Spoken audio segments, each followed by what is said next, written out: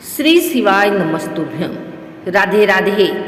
आइए जानते हैं हिंदू धर्म के पौराणिक कथाओं के ये 10 राक्षस थे सबसे शक्तिशाली। इनका वध लगभग नामुमकिन था।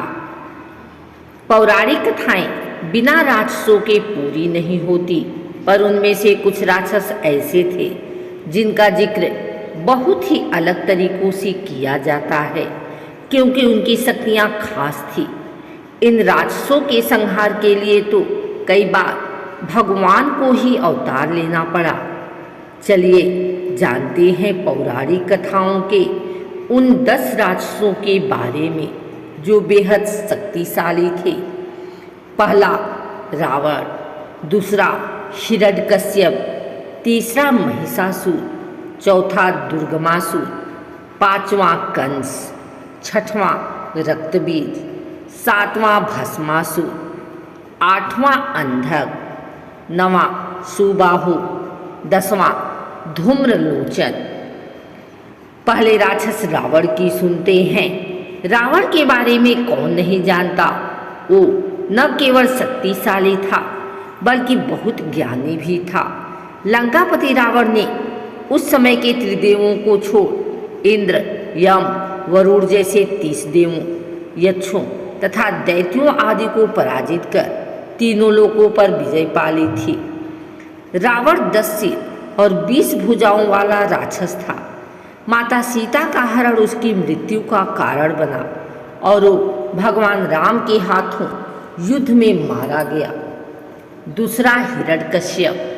हिरण्यकश्यप एक अत्यंत शक्तिशाली राक्षस था जिसने भगवान ब्रह्मा से वरदान प्राप्त किया था कि उसे कोई भी देव, असुर, गंधर्व, नर और पिशाच न मार पाए।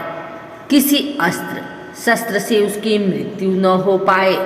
बाद में भगवान विष्णु के भक्त प्रहलाद को मारने का प्रयास किया। भगवान विष्णु ने नरसिंह अवतार धारण कर हिरण्यकश्यप का वध किया। तीसरा महिषासुर। महिषासुर एक भैंसे का रूप धारण करने वाला राक्षस था जिसने देवताओं को पराजित कर स्वर्ग पर अधिकार कर लिया था। देवी ने महिषासुर का वध किया और उसे पराजित किया। चौथा दुर्गमासुर। अपने पिता की मृत्यु का प्रतिशोध लेने के लिए उसने दिव्य ऋषियों से चारों वेद चुरा लिए, क्योंकि उसे लगता था कि उसके पिता की मृत्यु दैवी हस्तक्षेप से हुई थी। बाद में उसका वध पार्वती ने 1000 भुजाओं वाली भयंकर योद्धा का रूप धारण करके किया। पांचवा कंस। कंस मथुरा का राजा था और भगवान कृष्ण का मामा। उसने न केवल अपनी प्रजा पर बल्कि अपनी बहन पर भी अनेक अत्याचार किए और भगवान कृष्ण ने आखिर में उसका वध किया। छठवां रक्तबीज। रक्तबीज को शिव जी ने वरदान दिया था कि उसके शरीर से अगर रक्त की बूंद पृथ्वी पर गिरती है, उस जैसे हजारों राक्षस तुरंत पैदा हो जाएंगे। उस वरदान के कारण घमंड में आकर रक्तबीज माँ काली समेत कई अन्य देवियों का अपमान करने लगा। बाद में उसका वध माँ काली ने किया। सातवां भस्मासुर।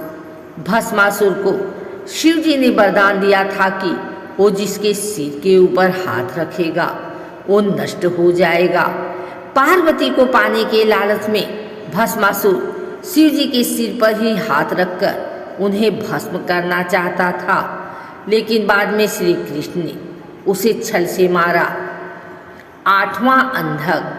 अंधक का जन्म माता पार्वती के पसीने से हुआ था। भगवान शिव ने उस बच्चे को दैत्यराज हिरण्याक्ष को दे दिया। अंधक ने ब्रह्मा जी से अपना वध न होने का एक जटिल वरदान मांगा था, लेकिन बाद में वह माँ पार्वती पर ही मोहित हो गया और यह बेवकूफी उसकी मृत्यु का कारण बनी। बाद में अंधक का वध भगवान शिव ने अपने त्रिशूल से किया। नवां सुबाहु। सुबाहु एक राक्षस था जिसने विश्वामित्र के यज्ञ को नष्ट करने का प्रयास किया। श्री राम ने सुबाहु का वध किया। 10वां धूम्रलोचन। धूम्रलोचन एक राक्षस था जिसने देवी दुर्गा के साथ युद्ध किया और मारा गया। वह महिषासुर का सेनापति था।